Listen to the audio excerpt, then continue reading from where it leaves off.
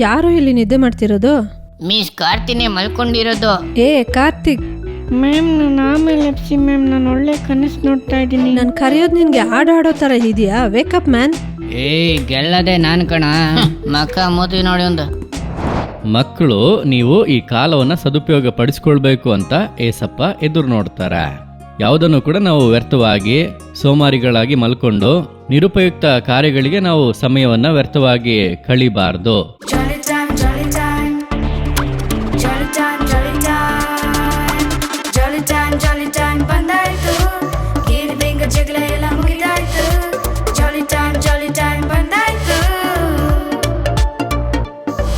Friends, ನಾವು ಈ ತಿಂಗಳು ಸಮಯ ಅನ್ನೋ ಶೀರ್ಷಿಕೆಯಲ್ಲಿ ತುಂಬಾ ಪ್ರೋಗ್ರಾಮ್ನ ನೋಡ್ತಾ ಇದ್ದೀವಿ. ಇವಾಗ ಕೂಡ ನಾವೊಂದು ಶಾರ್ಟ್ ಫಿಲಮ್ನ ನೋಡೋಣವಾ? ಕಮಾಂಡರ್, ಅವನಿರೋ ಜಾಗನ ಕಂಡಿಡ್ದಿದ್ದೀವಿ, ಬನ್ನಿ ಬೇಗನೆ ಸುತ್ತುವರಿಯೋಣ. ಎಸ್ ಕಮಾಂಡರ್, ನಾನು ಅವನಿರೋ ಜಾಗನ ಕಂಡಿಡ್ದಿದ್ದೀನಿ, ಬನ್ನಿ ಬೇಗನೆ ಸುತ್ತುವರಿಯೋಣ.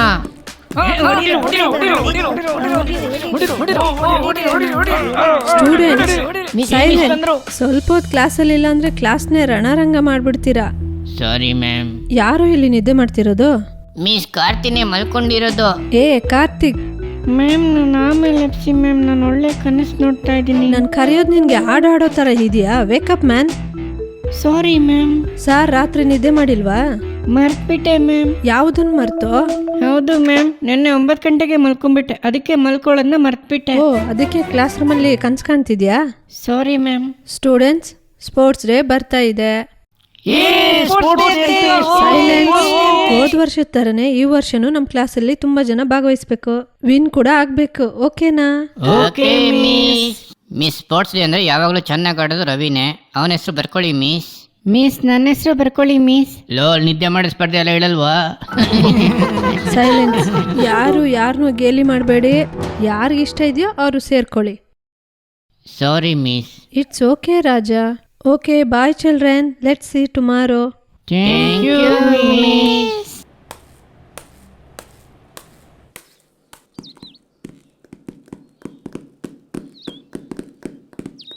ಏನ ಕಾರ್ತಿ, ಹೊಸದಾಗಿ ಸ್ಪೋರ್ಟ್ಸ್ ಅಲ್ಲೆಲ್ಲ ಏನೋ ಭಾಗವಹಿಸ್ತಿಂತೆ? ಇಲ್ಲಿ ನೋಡು, ಸ್ಪೋರ್ಟ್ಸ್ ಅಂದ್ರೆ ಯಾವತ್ತು ರವಿನೇ. ಸುಮ್ಮನೆ ಜಗಳ ಮಾಡ್ಕೋಬೇಡ, ಹೋಗ್ಬಿಡು. ಭಯ ಪಟ್ಬಿಡ್ತಾನೋ, ಬರ್ರು ಹೋಗೋಣ.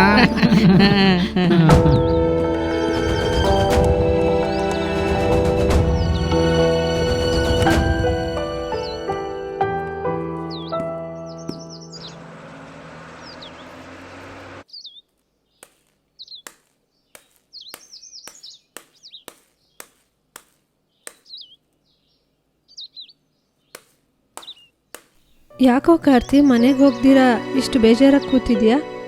ಏನಿಲ್ಲ ಮಿಸ್, ಸುಮ್ಮನೆ. ಸರಿ ಸರಿ, ಕೂತ್ಕೋ. ಯಾಕೋ ನೀನು ಪ್ರಾಕ್ಟೀಸೇ ಮಾಡಿಲ್ವಾ? ಅದು ಬಂದು ನನ್ನ ಹೆಸರನ್ನ ಸ್ಪೋರ್ಟ್ಸ್ ಲಿಸ್ಟಿಂದ ತೆಗೆದ್ಬಿಡಿ ಮಿಸ್. ಯಾಕೋ? ನಾನೆಲ್ಲ ವೇಸ್ಟು ಮಿಸ್. ನಾನು ಎಷ್ಟು ಆಸೆ ಪಡ್ತೀನಿ ನಾನು ಚೆನ್ನಾಗಿ ಓದಬೇಕು ಅಂತ, ಸ್ಪೋರ್ಟ್ಸಲ್ಲೆಲ್ಲ ನಾನು ಬೆಸ್ಟಾಗಿ ಬರಬೇಕಂತ, ಆದರೆ ನನಗೆ ಯಾವುದು ಆಗ್ತಾ ಇಲ್ಲ ಮಿಸ್. ಕಾರ್ತಿಕ್, ಈ ಲೋಕದಲ್ಲಿ ಅವಕಾಶಗಳು ಇಲ್ಲದೆ ಇದ್ರೂ ಆಗುತ್ತೆ ಎಂಬ ನಂಬಿಕೆಯಿಂದ ಸಮಯನ ಸದುಪಯೋಗ ಪಡಿಸ್ಕೊಂಡು ಪ್ರಯತ್ನ ಮಾಡಿ ಸಾಧನೆ ಮಾಡಿರೋರು ಅನೇಕರಿದ್ದಾರೆ. ಏನು ಹೇಳ್ತಿದ್ದೀರಾ ಮಿಸ್? ನಿನ್ನ ಹುಟ್ಟು ಒಂದು ಸಂಭವವಾಗಿರ್ಬೋದು, ಆದರೆ ನಿನ್ನ ಮರಣ ಒಂದು ಚರಿತ್ರೆಯಾಗಿರಬೇಕು ಅಂತ ಡಾಕ್ಟರ್ ಅಬ್ದುಲ್ ಕಲಾಂ ಹೇಳಿದ್ದಾರೆ. ಬೈಬಲ್ ಹೇಳುತ್ತೆ, ಕೊಲೆಸೆದವರಿಗೆ 4:5 ಸಮಯವನ್ನು ಬೆಲೆ ಉಳ್ಳದೆಂದು ಉಪಯೋಗಿಸಿ ಹೊರಗಿನವರ ಮುಂದೆ ಜ್ಞಾನವುಳ್ಳವರಾಗಿ ನಡೆದುಕೊಳ್ಳಿ ಎಂದು ಹೇಳುತ್ತೆ. ಆ ರೀತಿ ನೀನು ಮಾಡಿದ್ರೆ ಖಂಡಿತ ವಿನ್ ಆಗ್ಬೋದು. ಖಂಡಿತ ಮಿಸ್, ನೀವು ಹೇಳಿದ ಥರನೇ ಮಾಡ್ತೀನಿ. Very good.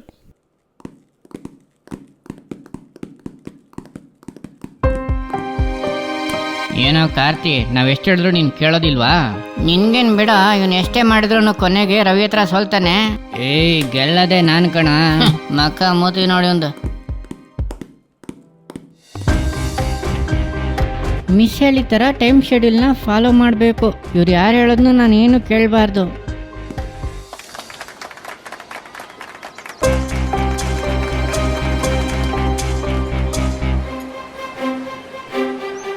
Get set, go.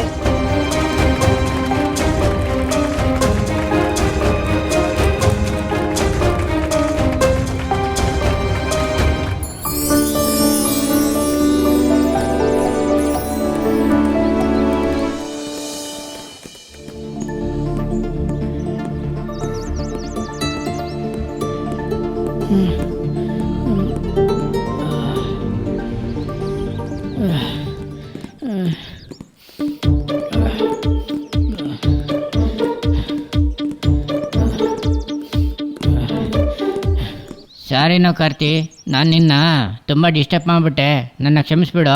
ಪರವಾಗಿಲ್ಲ ಬಿಡ್ರೋ. ಲವ್ ಹೆಂಗೋಗಿದ್ದೆ? ಎಲ್ಲದಕ್ಕೂ ಕಾರಣ ನಮ್ಮ ಮಿಸ್ಸೇ ಕಣೋ. ಏನು ಹೇಳ್ತಿದ್ಯಾ? ಹೌದು ಕಣೋ, ಯಾವಾಗ ಏನ್ ಮಾಡ್ಬೇಕು ಹೇಗ್ ಮಾಡ್ಬೇಕಂತ ಗೊಂದಲದಲ್ಲಿದ್ದೆ. ನಮ್ಮ ಮಿಸ್ ಹೇಳಿದ ವಿಷಯಗಳು ನನ್ನೊಳಗೆ ಬದಲಾವಣೆ ಉಂಟು ಮಾಡ್ತು. ನಾವೆಲ್ಲರೂ ಇನ್ನ ಫ್ರೆಂಡ್ಸ್ ಕಣ್ರೋ, ನಾವೆಲ್ಲರೂ ಇನ್ನ ಮಿಸ್ ಹೇಳಿ ಥರ ಟೈಮ್ ಶೆಡ್ಯೂಲ್ನ ನಾವು ಫಾಲೋ ಮಾಡೋಣ, ಓಕೆನಾ? ಓಕೆ ಮಕ್ಕಳೇ, ನೀವು ಕೂಡ ನೋಡಿರ್ತೀರಾ, ನಾವು ಟೈಮ್ನ ಫಾಲೋ ಮಾಡೋದ್ರಿಂದ ನಮಗೆ ತುಂಬಾನೇ ಬೆನಿಫಿಟ್ಸ್ ಸಿಗುತ್ತೆ. ನೀವು ಕೂಡ ಆ ಥರ ಟೈಮ್ನ ಫಾಲೋ ಮಾಡಿ. ಈಗ ನಾವು ಹೆಲ್ತ್ ಟಿಪ್ಸ್ನ ನೋಡೋಣವಾ? ನೋಡೋಣ. ಹಲೋ ಮಕ್ಕಳೇ, ನನ್ನ ಹೆಸರು ಕ್ಯಾರೆಟ್. ನನ್ನ ಹತ್ರ ಇರೋ ಒಳ್ಳೆ ವಿಷಯಗಳನ್ನ ಹೇಳೋಕ್ ಬಂದಿದ್ದೀನಿ. ಏನಂತ ನೋಡೋಣವಾ? Vitamin B6, vitamin A, vitamin K1, fibre, potassium. Vitamin B6 brain ಡೆವಲಪ್ಮೆಂಟ್ಗೆ, ಫಂಕ್ಷನ್ಗೆ ಸಹಾಯ ಮಾಡುತ್ತೆ. ವೈಟಮಿನ್ A ನಿಮ್ಮ ಸ್ಕಿನ್ ಮತ್ತು ಐ ಟಿಶ್ಯೂಸ್ನ ಹೆಲ್ತಿಯಾಗಿ ಇಟ್ಕೊಳ್ಳುತ್ತೆ. ನಿಮ್ಮ ಆರ್ಗನ್ಸ್ ಫಂಕ್ಷನ್ಗೂ ಕೂಡ ಇದು ತುಂಬಾ ಮುಖ್ಯ. ವೈಟಮಿನ್ K1 ನಿಮ್ಮ ಬೋನ್ಸ್ನ ಸ್ಟ್ರಾಂಗ್ ಆಗಿ ಇಟ್ಕೊಳ್ಳುತ್ತೆ. ಫೈಬರ್ ನಿಮ್ಮ ಬ್ಲಡ್ ಶುಗರ್ ಲೆವೆಲ್ನ, ಕೊಲೆಸ್ಟ್ರಾಲ್ ಲೆವೆಲ್ನ ನಾರ್ಮಲ್ ಆಗಿ ಮೇಂಟೈನ್ ಮಾಡುತ್ತೆ. ಪೊಟ್ಯಾಷಿಯಂ ನಿಮ್ಮ ಬ್ಲಡ್ ಪ್ರೆಷರ್ನ ಕರೆಕ್ಟ್ ಆಗಿ ಮೇಂಟೈನ್ ಮಾಡುತ್ತೆ. ಓಕೆ ಮಕ್ಕಳೇ, ಎಲ್ರೂ ಕೂಡ ಕ್ಯಾರೆಟ್ನ ಇಷ್ಟಪಟ್ಟು ತಿನ್ನಿ. ಓಕೆ ಮಕ್ಕಳೇ, ಹೆಲ್ತ್ ಟಿಪ್ಸ್ನ ನೋಡಿದ್ರಾ? ಓಕೆ, ನಮ್ಮ ಶರೀರವನ್ನ ಆರೋಗ್ಯವಾಗಿ ನೋಡ್ಕೋಬೇಕಾಗಿರುವುದು ನಮ್ಮ ಕರ್ತವ್ಯ. ಸೊ ನೀವು ಇದನ್ನ ಫಾಲೋ ಮಾಡಿ ನಿಮ್ಮ ಆರೋಗ್ಯವನ್ನ ಕಾಪಾಡ್ಕೊಳ್ಳಿ. ನಾವು ಟೈಮ್ ಫಾಲೋ ಮಾಡೋದ್ರಿಂದ ನಮಗೆ ತುಂಬಾ ಮೇಲುಗಳು ಸಿಗುತ್ತೆ. ಸೊ ನೀವು ಟೈಮ್ನ ಫಾಲೋ ಮಾಡಬೇಕು. ಫ್ರೆಂಡ್ಸ್, ನಾವು ಕೂಡ ಟೈಮ್ನ ಕರೆಕ್ಟ್ ಆಗಿ ಫಾಲೋ ಮಾಡಿದ್ರೆ ಏನೆಲ್ಲ ಮೇಲುಗಳು ಸಿಗುತ್ತೆ ಅಂತ ಇನ್ನೂ ಕೆಲವು ವಿಷಯಗಳನ್ನ ತಿಳ್ಕೊಳ್ಳೋಣವಾ? ಹಲೋ ಮಕ್ಕಳೇ, ನನ್ನ ಕೈಯಲ್ಲಿ ಒಂದು ಸುಂದರವಾದ ಹಾರ್ಟ್ ಇದೆ. ಈ ಹಾರ್ಟಿನ ಕೆಲವೊಂದು ವಿಷಯಗಳನ್ನ ನಾವಿವತ್ತು ತಿಳ್ಕೊಳ್ಳಲಿದ್ದೇವೆ. ಮೊಟ್ಟ ಮೊದಲು ದೇವರು ಆದಾಮ ಅವಳನ್ನ ಉಂಟು ಮಾಡಿ ಏದೇನ್ ಅನ್ನುವಂತ ಒಂದು ತೋಟದಲ್ಲಿ ಇಟ್ರು. ಆ ತೋಟದಲ್ಲಿ ದೇವರವ್ರಿಗೆ ಏನ್ ಹೇಳಿದ್ರು ಗೊತ್ತಾ? ಆ ತೋಟದಲ್ಲಿ ವ್ಯವಸಾಯ ಮಾಡುವಂತೆ, ಅದನ್ನ ಕಾಯುವಂತೆ ಹೇಳಿದ್ರು. ಆದ್ರೆ ಇವ್ರೇನ್ ಮಾಡಿದ್ರು ಗೊತ್ತಾ? ಇವ್ರು ಅದನ್ ಬಿಟ್ಟು ಈ ಸೈತಾನನ್ ಜೊತೆ ಟೈಮ್ ನ ಸ್ಪೆಂಡ್ ಮಾಡಿದ್ರಿಂದ ಈ ಲೋಕದಲ್ಲಿ ಪಾಪ ಉತ್ಪತ್ತಿ ಆಯಿತು. ಅದಾದ್ಮೇಲೆ ಏನ್ ನಡೀತು ಅಂತ ನಿಮ್ಮೆಲ್ಲರಿಗೂ ಗೊತ್ತಲ್ವಾ? ನಾವು ಇವಾಗ ಏನ್ ಮಾಡ್ತಾ ಇದೀವಿ ಗೊತ್ತಾ? ಜೀಸಸ್ ನಮಗೆ ಕೊಟ್ಟಿರುವಂತ ಈ 24 hours ಅಲ್ಲಿ ತುಂಬಾ ಸಮಯವನ್ನ ತಪ್ಪಾಗಿ ಉಪಯೋಗಿಸ್ತಾ ಇದೀವಿ. ಹಾಗೆ ಇನ್ನು ಕೆಲವರು ಏನ್ ಮಾಡ್ತಾರೆ ಗೊತ್ತಾ? ಟೈಮ್ ನ ಉಪಯೋಗಿಸ್ಕೊಳ್ಳೋದೇ ಇಲ್ಲ. ನಾವು ಆ ತರ ಯಾವತ್ತೂ ಕೂಡ ಇರ್ಲೇಬಾರ್ದು. ಕಾಲವನ್ನ ಉಪಯೋಗಿಸ್ಕೊಳ್ಳುವಾಗ ನಮ್ಮ ಜೀವಿತದಲ್ಲಿ ಕೂಡ ಅನೇಕ ಒಳ್ಳೆ ಕಾರ್ಯಗಳು, ಬೆನಿಫಿಟ್ಸ್ಗಳು ಸಿಗುತ್ತೆ. ಉದಾಹರಣೆಗೆ ಹೇಳ್ಬೇಕಂದ್ರೆ, ಈ ಲೋಕದಲ್ಲಿರುವಂತ ಎಲ್ಲ ಮನುಷ್ಯರು ಪಾಪ ಮಾಡ್ಬಿಟ್ರು. ಅವಾಗ ದೇವ್ರ ಏನ್ ಮಾಡಿದ್ರು ಗೊತ್ತಾ? ಅವ್ರೇನ್ ಮಾಡಿದ್ರು ಅಂದ್ರೆ, ಈ ಮನುಷ್ಯರೆಲ್ಲ ಪಾಪ ಮಾಡ್ಕೊಂಡು ಸಮಯವನ್ನ ವ್ಯರ್ಥವಾಗಿ ಹಾಳು ಮಾಡ್ತಾ ಇದ್ದಾರಲ್ಲ ಅಂತ ದೇವ್ರು ಯೋಚನೆ ಮಾಡಿ ಅವರೇ ಈ ಭೂಮಿಗೆ ಒಬ್ಬ ಮನುಷ್ಯನಾಗಿ ಬಂದ್ಬಿಟ್ಟು ಏನ್ ಮಾಡಿದ್ರು ಗೊತ್ತಾ? ನನಗೋಸ್ಕರ, ನಿಮಿಗೋಸ್ಕರ ಅವರು ಈ ಭೂಮಿಯಲ್ಲಿ ಸೇವೆನ ಮಾಡಿ ಕೊನೆಗೆ ಏನ್ ಮಾಡಿದ್ರು ಗೊತ್ತಾ? ಏಸಪ್ಪ ತನ್ನ ಜೀವವನ್ನೇ ನಮಿಗೋಸ್ಕರ ಕೊಟ್ರು. ಶಿಲುಬೆಲಿ ಏನ್ ಮಾಡಿದ್ರು? ತನ್ನ ಜೀವವನ್ನೇ ನಮಿಗೋಸ್ಕರ ಏಸಪ್ಪ ಕೊಟ್ರು. ಏಸಪ್ಪ ತನ್ನ ಇಷ್ಟವನ್ನ ಈ ಭೂಲೋಕದಲ್ಲಿ ಮಾಡ್ಲಿಲ್ಲ, ದೇವರ ಚಿತ್ತವನ್ನ ನೆರವೇರಿಸಿದ್ರು. ಪ್ರತಿಯೊಂದು ಕ್ಷಣದಲ್ಲಿ, ಪ್ರತಿಯೊಂದು ಸಮಯದಲ್ಲಿ ದೇವರು ಏನನ್ನ ಹೇಳಿದ್ರು ಅದ್ರ ಪ್ರಕಾರನೇ ಬಾಳಿದ್ರು. ಅದಾದ್ಮೇಲೆ ಏನ್ ನಡೀತು ಗೊತ್ತಾ? ಅವರು ಸತ್ತು ಹೋದ್ರು. ಆದ್ರೆ ಏನಾಯ್ತು? ಆತನು 3ನೇ ದಿನ ಜೀವದಿಂದ ಎದ್ದನು. ನಾವು ಕೂಡ ಸಮಯವನ್ನ, ಕಾಲವನ್ನ ಸರಿಯಾಗಿ ಉಪಯೋಗ ಪಡಿಸ್ಕೊಳ್ಳುವಾಗ ನಮಗೋಸ್ಕರ ಕೂಡ ಜೀಸಸ್ ನೀತಿಯ ಜೀವದ ಜಯಮಾಲೆನ ನಮಗೋಸ್ಕರ ಇಟ್ಟಿದಾರಂತೆ. ಈ ಭೂಮಿಯಲ್ಲಿ ಕೂಡ ನಾವು ಓಟದ ಸ್ಪರ್ಧೆಯಲ್ಲಿ ಓಡಿ ಗೆದ್ರೆ ನಮ್ಗೆ ಏನ್ ಸಿಗುತ್ತೆ? ವಾವ್, ನಮ್ಗೆ ಕಪ್ ಸಿಗುತ್ತೆ. ಅದೇ ತರನೇ ನಾವು ಸಮಯವನ್ನ ಸರಿಯಾಗಿ ಸದುಪಯೋಗ ಪಡಿಸ್ಕೊಂಡ್ರೆ ನಮಗೂ ಕೂಡ ಕಿರೀಟಗಳು ದೊರಕುತ್ತೆ. ಹಾಗಾದ್ರೆ ನಾವು ಏನ್ ಮಾಡ್ಬೇಕು ಗೊತ್ತಾ? ಸಮಯವನ್ನ ನಾವು ಸರಿಯಾಗಿ ಸದುಪಯೋಗ ಪಡಿಸ್ಕೊಳ್ಳುವವರಾಗಿ ಇರಬೇಕು. ಆತರ ನಾವು ಟೈಮ್ ನ ಸರಿಯಾಗಿ ಉಪಯೋಗಿಸ್ಕೊಳ್ಳೋದಾದ್ರೆ ನಮ್ಗೆ ಅನೇಕ ಆಶೀರ್ವಾದಗಳು ಸಿಗುತ್ತೆ. ನಾವು ಏಸಪ್ಪನ ನೋಡೋದಕ್ಕೆ ಟೈಮ್ ನ ಸ್ಪೆಂಡ್ ಮಾಡಿದ್ರೆ ಕೊನೆಗೆ ಏನ್ ಮಾಡ್ತಾರೆ ಗೊತ್ತಾ? ಜೀಸಸ್ ನಮ್ಗೆ ಒಂದು ರಿವಾರ್ಡ್ ಅನ್ನ ಕೊಡ್ತಾರೆ. ಏನ್ ಕೊಡ್ತಾರೆ? ರಿವಾರ್ಡ್ ಅನ್ನ ಕೊಡ್ತಾರೆ. ಅವರು ಸಂತೋಷವಾಗಿ ಏನ್ ಮಾಡ್ತಾರೆ? ರಿವಾರ್ಡ್ ಅನ್ನ ಕೊಡ್ತಾರೆ. ಇದೇ ತರನೇ ನಾವು ಈ ಲೋಕದಲ್ಲಿ ಓಟದ ಸ್ಪರ್ಧೆಯಲ್ಲಿ ಗೆದ್ರೆ ಯಾವ ತರ ನಮಗೆ ಕಪ್ ನ ಕೊಡ್ತಾರೋ ಅದೇ ತರನೇ ನೀವು ಸಮಯವನ್ನ ಸರಿಯಾಗಿ ಉಪಯೋಗ ಪಡಿಸ್ಕೊಳ್ಳೋದಾದ್ರೆ ನಿಮ್ಮ ಜೀವಿತದಲ್ಲೂ ತುಂಬಾ ಬ್ಲೆಸ್ಸಿಂಗ್ಸ್ ಬರುತ್ತೆ, ತುಂಬಾ ಅವಾರ್ಡ್ಗಳು ಬರುತ್ತೆ. ನಿಮ್ಮನ್ನ ನೋಡಿ ಇಡೀ ಲೋಕನೇ ಆಶ್ಚರ್ಯ ಪಡುತ್ತೆ. ಸೊ ನಿಮ್ಮ ಸಮಯವನ್ನ ಸರಿಯಾಗಿ ಉಪಯೋಗಿಸ್ಕೊಳ್ಳಿ. ನಿಮ್ಮ ಜೀವಿತದಲ್ಲಿ ನೀವು ಆಶೀರ್ವಾದಗಳನ್ನ ಹೊಂದ್ತೀರಾ. ಈಗ ನಾವು ದೇವರ ವಾಕ್ಯವನ್ನ ಕೇಳೋಣ. ಹಲೋ ಮಕ್ಕಳೇ, ಎಲ್ಲ ಹೇಗಿದ್ದೀರಾ? ಚೆನ್ನಾಗಿದ್ದೀರಾ? ಏಸಪ್ಪ ಕೃಪೆಯಿಂದ ಎಲ್ಲರೂ ಚೆನ್ನಾಗಿದ್ದೀರಾ ಅಂತ ನಾವು ನಂಬ್ತೀವಿ.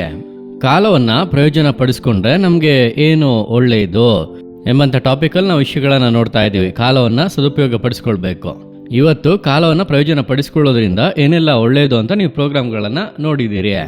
ಸರಿ, ಕಾಲವನ್ನ ಸದುಪಯೋಗ ಪಡಿಸ್ಕೊಂಡ್ರೆ ಅದರಿಂದ ಏನು ಒಳ್ಳೆಯದು ಅಂತ ನಾವು ಸತ್ಯವೇದದಿಂದ ಕೆಲವೊಂದು ವಿಷಯಗಳನ್ನು ನಾವು ನೋಡಿ ನಂತರ ಪ್ರಾರ್ಥನೆ ಮಾಡಲಿದ್ದೇವೆ. ಓಕೆನಾ? ನಾನೊಂದು ವಾಕ್ಯವನ್ನು ಓದ್ತೀನಿ. ಅದನ್ನು ನಾವು ಈಗಾಗಲೇ ಪದೇ ಪದೇ ನೋಡಿದಂಥ ಒಂದು ವಾಕ್ಯನೇ. ಎಫೆಸ 5ನೇ ಅಧ್ಯಾಯ 16ನೇ ವಾಕ್ಯ, ಅದರ ಕೊನೆ ಭಾಗ. ಕಾಲವನ್ನು ಬೆಲೆಯುಳ್ಳದೆಂದು ಉಪಯೋಗಿಸಿಕೊಳ್ಳಿರಿ. ಮಕ್ಕಳು, ನೀವು ಈ ಕಾಲವನ್ನು ಸದುಪಯೋಗ ಪಡಿಸ್ಕೊಳ್ಬೇಕು ಅಂತ ಏಸಪ್ಪ ಎದುರು ನೋಡ್ತಾರೆ. ಆ ರೀತಿ ನೀವು ಸರಿಯಾಗಿ ಅದನ್ನು ಪ್ರಯೋಜನ ಪಡಿಸ್ಕೊಂಡ್ರೆ ನೀವು ದೊಡ್ಡವರಾದ್ಮೇಲೆ ಅನೇಕ ಒಳಿತುಗಳು ನಿಮಗೆ ಕೂಡ ಉಂಟಾಗುತ್ತೆ. ನೀವು ಅನೇಕರಿಗೆ ಒಳ್ಳೆಯದನ್ನು ಮಾಡುವವರಾಗಿ ಆಶೀರ್ವಾದವಾಗಿ ಇರ್ತೀರಾ. ಅದನ್ನೇ ಈ ವಾಕ್ಯದಲ್ಲಿ ಉಪಯೋಗಿಸಿಕೊಳ್ಳಿರಿ ಎಂಬುದಾಗಿ ಹೇಳಲ್ಪಟ್ಟಿದೆ. ನಾವು ಬಾಳುವಂತ ಈ ಒಂದು ದಿನಗಳನ್ನ, ಕಾಲವು ಬಂಗಾರ ಎಂಬುದಾಗಿ ಗಾದೆಯನ್ನ ಹೇಳ್ತಾರೆ. ಹಾಗಾಗಿ ಒಂದೊಂದು ಕ್ಷಣನೂ ಕೂಡ ನಮಗೆ ತುಂಬಾನೇ ಮುಖ್ಯ. ಯಾವುದನ್ನು ಕೂಡ ನಾವು ವ್ಯರ್ಥವಾಗಿ ಸೋಮಾರಿಗಳಾಗಿ ಮಲ್ಕೊಂಡು ನಿರುಪಯುಕ್ತ ಕಾರ್ಯಗಳಿಗೆ ನಾವು ಸಮಯವನ್ನ ವ್ಯರ್ಥವಾಗಿ ಕಳಿಬಾರ್ದು. ಸರಿಯಾಗಿ ಸಮಯವನ್ನು ಉಪಯೋಗಿಸ್ಕೊಳ್ಬೇಕು ಅಂತ ಏಸಪ್ಪ ನಮಗೆ ಹೇಳ್ತಾ ಇದ್ದಾರೆ. ಸರಿನಾ? ಇದಕ್ಕೆ ಆಧಾರವಾಗಿ ಬೈಬಲಲ್ಲಿ ಒಂದು ವಾಕ್ಯ ಇದೆ.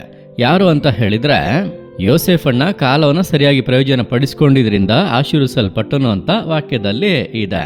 ಯೋಸೇಫಣ್ಣನ ಬಗ್ಗೆ ಆದಿಕಾಂಡ 41ನೇ ಅಧ್ಯಾಯ 47, 48, 49ನೇ ವಾಕ್ಯಗಳಲ್ಲಿ ಅವನ ಬಗ್ಗೆ ಹೇಳಲ್ಪಟ್ಟಿದೆ. ಏನಂತ ಹೇಳಿದ್ರೆ, ಯೋಸೇಫಣ್ಣ ಐಗುಪ್ತ ದೇಶದಲ್ಲಿ ದೊಡ್ಡ ಒಂದು ಉನ್ನತ ಅಧಿಕಾರಿಯಾಗಿ ಇದ್ದಾರೆ. ದೊಡ್ಡ ಒಂದು ಸ್ಥಾನದಲ್ಲಿ ಏಸಪ್ಪವನ್ನ ಇಟ್ಟಿದ್ದಾರೆ. ಆ ರೀತಿ ಯೋಸೇಫಣ್ಣ ದೊಡ್ಡ ಉನ್ನತ ಸ್ಥಾನದಲ್ಲಿರುವಾಗ ಆ ದೇಶದಲ್ಲಿ 7 ವರ್ಷಗಳ ಸಮೃದ್ಧಿಯ ಕಾಲ. 7 ವರ್ಷಗಳು ಸಮೃದ್ಧಿಯಾಗಿ ಧಾನ್ಯಗಳು ಇದೆ. ಆ ಕಾಲವನ್ನ ಯೋಸೇಫಣ್ಣ ಸರಿಯಾಗಿ ಉಪಯೋಗಿಸಿಕೊಂಡ. ತುಂಬಾ ಸ್ಟೋರೇಜ್ ರೂಮ್ಸ್ ಅಂದ್ರೆ ಉಗ್ರಾಣಗಳು, ಈ ಧಾನ್ಯಗಳನ್ನೆಲ್ಲ ಸೇರಿಸಿಡುವಂತ ಆ ಉಗ್ರಾಣಗಳು, ಅದರಲ್ಲೆಲ್ಲ ಧಾನ್ಯಗಳನ್ನೆಲ್ಲ ಕೂಡಿಸಿ ಇಟ್ಟು ಎಲ್ಲ ಜನರಿಗೂ ರೂಲನ್ನು ಹಾಕಿ ತುಂಬಾ ಧಾನ್ಯಗಳನ್ನ ಆ ಕಣಜದಲ್ಲಿ ಸೇರಿಸಿದ್ರು. ಚೆನ್ನಾಗಿ ಸ್ಟೋರ್ ಮಾಡಿ ಇಟ್ಟು 7 ವರ್ಷ ಬಹಳ ಸಮೃದ್ಧಿಯ ಒಂದು ಕಾಲ. ಆ ಸಮಯದಲ್ಲಿ ಅವರು ಸುಮ್ಮನೆ ಇರಲಿಲ್ಲ. ಸುಮ್ಮನೆ ಇದ್ದಿದ್ದಾಗಿದ್ರೆ ಅವರು ತುಂಬಾನೇ ಕಷ್ಟಪಡ್ತಾ ಇದ್ರು. ದೇಶದಲ್ಲಿರೋರು ತುಂಬಾನೇ ಕಷ್ಟಪಡ್ತಾ ಇದ್ರು. ಲೋಕದಲ್ಲಿರುವಂತ ಎಲ್ಲರೂ ಕೂಡ ತುಂಬಾನೇ ಕಷ್ಟಪಡ್ತಾ ಇದ್ರು. ಆದ್ರೆ ಆ ಕಾಲದಲ್ಲಿ ಯೋಸೇಫಣ್ಣ ಚುರುಕಾಗಿ ಕೆಲಸ ಮಾಡಿ ಆ ಕಾಲವನ್ನ ಸರಿಯಾಗಿ ಪ್ರಯೋಜನ ಪಡಿಸ್ಕೊಂಡ್ರು. ಧಾನ್ಯಗಳನ್ನೆಲ್ಲ ಶೇಖರಿಸಿಟ್ರು. ಅದರ ನಂತರ ಒಂದು ಬರ ಬಂತು. 41ನೇ ಅಧ್ಯಾಯದಲ್ಲಿ 55, 56, 57 ಐಗುಪ್ತ ದೇಶದಲ್ಲಿ ಬರವು ಬಹು ಘೋರವಾಯಿತು. ಮುಂದುವರೆದು ಓದಿದ್ರೆ ನಿಮಗೆ ಗೊತ್ತಾಗುತ್ತೆ. ಐಗುಪ್ತ ದೇಶದಲ್ಲಿ ಮಾತ್ರ ಅಲ್ಲ, ಸುತ್ತಮುತ್ತ ಇರುವಂತ ಎಲ್ಲ ದೇಶಗಳಲ್ಲಿ ಕೂಡ ಇಡೀ ಲೋಕದಲ್ಲಿ ಬರ ಉಂಟಾಯಿತು. ಆ ಥರ ಬರಗಾಲದಲ್ಲಿ ಎಲ್ಲರೂ ಯಾರನ್ನ ಹುಡುಕಿ ಬಂದ್ರು ಗೊತ್ತಾ? ಆ ಒಂದು ಅಧ್ಯಾಯದ 57ನೇ ವಾಕ್ಯದ ಕೊನೆ ಭಾಗದಲ್ಲಿ, ಇದಲ್ಲದೆ ಭೂಲೋಕದಲ್ಲೆಲ್ಲ ಬರವು ಭಯಂಕರವಾಗಿದ್ದರಿಂದ ಎಲ್ಲ ದೇಶದವರು ಧಾನ್ಯವನ್ನು ಕೊಂಡುಕೊಳ್ಳುವುದಕ್ಕಾಗಿ ಐಗುಪ್ತಕ್ಕೆ ಯೋಸೇಫನ ಬಳಿಗೆ ಬಂದರು. ಈಗ ಯೋಸೇಫಣ್ಣ ಧಾನ್ಯಗಳನ್ನ ಕೂಡಿಸಿ ಇಟ್ಟಿದ್ರಿಂದ ಲೋಕದಲ್ಲಿದ್ದಂಥ ಎಲ್ಲ ಜನರಿಗೂ ಧಾನ್ಯಗಳನ್ನ ಕೊಡುವಂತೆ ಏಸಪ್ಪ ಅವನನ್ನ ಆಶೀರ್ವದಿಸಿದ್ರು. ಹಾಗಂದ್ರೆ ಆ ಕಾಲವನ್ನು ಅವನು ಸರಿಯಾಗಿ ಉಪಯೋಗಿಸ್ಕೊಂಡ, ಆ ಸಮಯವನ್ನು ಸರಿಯಾಗಿ ಉಪಯೋಗಿಸ್ಕೊಂಡ. ಈ ಕಾಲ ಧಾನ್ಯಗಳನ್ನ ಕೂಡಿಸಿಡುವ ಕಾಲ. ಆ ರೀತಿ ಸರಿಯಾಗಿ ಕೂಡಿಸಿ ಇಟ್ಟಿದ್ರಿಂದ ಅದರ ನಂತರ ಒಂದು ಬರಗಾಲ ಬರುವಾಗ ಯೋಸೇಫಣ್ಣ ಲೋಕದಲ್ಲಿದ್ದಂಥ ಎಲ್ಲ ಜನರಿಗೂ ಆಶೀರ್ವಾದವಾಗಿ ಕಾರ್ಯ ಮಾಡಿದ. ಸ್ವಲ್ಪ ಯೋಚಿಸಿ ನೋಡಿ, ಈ ಕಾಲವನ್ನು ನೀವು ಸರಿಯಾಗಿ ಉಪಯೋಗಿಸ್ಕೊಂಡ್ರಿ ಅಂತ ಅಂದ್ರೆ ಯೋಸೇಫಣ್ಣನ ಥರ ಮುಂದೆ ಒಂದು ಕಾಲ ಬರುವಾಗ ನೀವೆಲ್ಲರಿಗೂ ಆಶೀರ್ವಾದವಾಗಿ ಇರ್ತೀರಾ. ಸರಿನಾ? ಅದನ್ನೇ ಏಸಪ್ಪ ಇವತ್ತು ನಿಮ್ಮಿಂದ ಎದುರು ನೋಡ್ತಿದ್ದಾರೆ.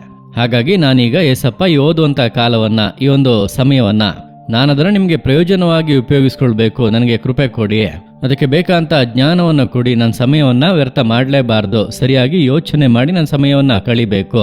ಆ ಸಮಯವನ್ನು ನಾನು ಪ್ರಯೋಜನ ಪಡಿಸ್ಕೊಳ್ಬೇಕು ಏಸಪ್ಪ. ಓದೋದ್ರಲ್ಲಿ, ಸತ್ಯವೇದವನ್ನು ಓದೋದ್ರಲ್ಲಿ, ಪ್ರಾರ್ಥಿಸೋದ್ರಲ್ಲಿ, ಸೇವೆ ಮಾಡೋದ್ರಲ್ಲಿ, ಹಾಗೆ ಸಂಗೀತ ವಾದ್ಯಗಳನ್ನು ಕಲಿಯೋದ್ರಲ್ಲಿ, ಅದನ್ನು ಬಾರಿಸೋದ್ರಲ್ಲಿ ನನ್ನ ಸಮಯವನ್ನು ಸರಿಯಾಗಿ ಪ್ರಯೋಜನ ಪಡಿಸ್ಕೊಳ್ಬೇಕು. ಆ ಥರ ಪ್ರಯೋಜನ ಪಡಿಸ್ಕೊಂಡ್ರೆ ಮುಂದೆ ಯೋಸೇಫಣ್ಣ ನಂತರ ನೀವು ಅನೇಕರಿಗೆ ಆಶೀರ್ವಾದವಾಗಿ ಇರ್ತೀರಿ. ಆ ಮೇಲುಗಳನ್ನು ದೇವರು ನಿಮಗೆ ಕೊಡಲು ಬಯಸ್ತಾರೆ. ನನ್ನ ಜೊತೆ ಎಲ್ಲರೂ ಪ್ರಾರ್ಥನೆ ಮಾಡ್ತೀರಾ? ಹಾಗೆ ಕಣ್ಣುಗಳನ್ನು ಮುಚ್ಚಿ, ದೇವರೇ, ಈ ಸಮಯದಲ್ಲಿ ನನ್ನೊಂದಿಗೆ ಸೇರಿ ಪ್ರಾರ್ಥಿಸ್ತಾ ಇರುವಂಥ ಒಬ್ಬೊಬ್ಬ ಮಕ್ಕಳಿಗಾಗಿ ನಾವು ಪ್ರಾರ್ಥಿಸ್ತೇವೆ. ದೇವರೇ, ಕಾಲವನ್ನ ಸದುಪಯೋಗ ಪಡಿಸ್ಕೊಳ್ಳುವಂತ ಮಕ್ಕಳಾಗಿ ಒಬ್ಬೊಬ್ಬರು ಕೂಡ ಇರಬೇಕು ದೇವರೇ. ಯೋಸೇಫನ ರೀತಿಯಲ್ಲಿ ಕಾಲವನ್ನ ಸರಿಯಾಗಿ ಪ್ರಯೋಜನ ಪಡಿಸ್ಕೊಳ್ಳೋದಕ್ಕೆ ನೀವು ಸಹಾಯ ಮಾಡಿ ದೇವರೇ. ಈ ಸಮಯದಲ್ಲಿ ಸೇರಿ ಪ್ರಾರ್ಥಿಸ್ತಾ ಇರುವಂತ ಪ್ರತಿಯೊಬ್ಬ ಮಕ್ಕಳಿಗೂ ಆ ಕೃಪೆಯನ್ನು ಕೊಡಿ. ಯೋಸೇಫನ ಹಾಗೆ ಕಾಲವನ್ನ ಸರಿಯಾಗಿ ಪ್ರಯೋಜನ ಪಡಿಸ್ಕೊಳ್ಬೇಕು ದೇವರೇ. ಅಂತಹ ಕೃಪೆಯನ್ನ, ಜ್ಞಾನವನ್ನ, ಅಭಿಷೇಕವನ್ನ ಕೊಡಿರಿ ದೇವರೇ. ಕರ್ತನ ಆ ರೀತಿ ಆಶೀರ್ವದಿಸುವಂತ ಪ್ರೀತಿಗಾಗಿ ನಿಮಗೆ ಸ್ತೋತ್ರ. ಯೇಸುವಿನ ನಾಮದಲ್ಲಿ ಪ್ರಾರ್ಥಿಸ್ತೇವೆ ತಂದೆಯೇ, ಆಮೇನ್. ಓಕೆ ಮಕ್ಕಳೇ, ನನ್ನೊಂದಿಗೆ ಸೇರಿ ಪ್ರಾರ್ಥಿಸಿದ್ದೀರಾ? ಪ್ರಾರ್ಥಿಸಿದ ಒಬ್ಬೊಬ್ಬ ಮಕ್ಕಳನ್ನು ದೇವರು ಖಂಡಿತವಾಗಿ ಆಶೀರ್ವದಿಸ್ತಾರೆ. ನೀವು ಯೋಸೇಫನ ನಂತರ ಎಲ್ಲರಿಗೂ ಆಶೀರ್ವಾದವಾಗಿ ಇರ್ತೀರಾ. ಓಕೆ, ಬಾಯ್. ಏನ್ ಫ್ರೆಂಡ್ಸ್, ಒಳ್ಳೆ ದೇವರ ವಾಕ್ಯಗಳನ್ನ ಕೇಳಿದ್ವಿ. ಇವತ್ತು ಕೂಡ ಬೆನಿಫಿಟ್ಸ್ ಆಫ್ ಟೈಮ್ ಅಂತ ನಾವು ತುಂಬಾ ವಿಷಯಗಳನ್ನ ತಿಳ್ಕೊಂಡ್ವಿ. ಸೊ ನಾವು ಟೈಮ್ ನ ಫಾಲೋ ಮಾಡೋದ್ರಿಂದ ನಮ್ಗೆ ತುಂಬಾನೇ ಮೇಲುಗಳು ಸಿಗುತ್ತೆ. ಆದ್ರಿಂದ ನೀವು ಕೂಡ ಈ ಟೈಮ್ ಅನ್ನ, ಕಾಲವನ್ನ ಪ್ರಯೋಜನ ಪಡಿಸ್ಕೊಳ್ಳಿ. ನಿಮ್ಮ ಜೀವಿತದಲ್ಲೂ ತುಂಬಾ ಮೇಲುಗಳು ಸಿಗುತ್ತೆ. Okay, bye. Jolly Time, Jesus Redeems Ministries, Nalumavadi, Thuthukudi District, 628211. For 24 hours prayer support, call 08035454545. God bless you.